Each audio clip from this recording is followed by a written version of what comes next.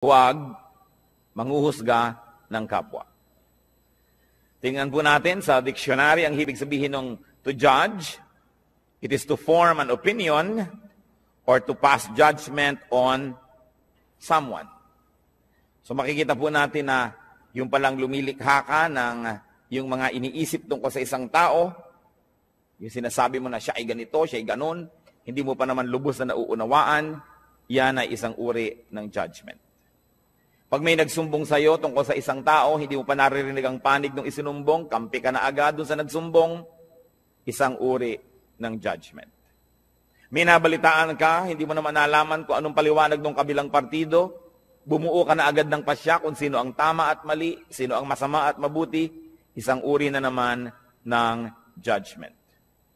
Huwag daw manghuhusga. Matthew 7:1-2, ang Panginoong Jesus, sabi niya, do not judge. This is another echo of what was said. Or you too will be judged. For in the same way you judge others, you will be judged. And with the measure you use, it will be measured to you. What will happen if you judged? Ano pong mangyayari pag tayo naghatol sa kapwa?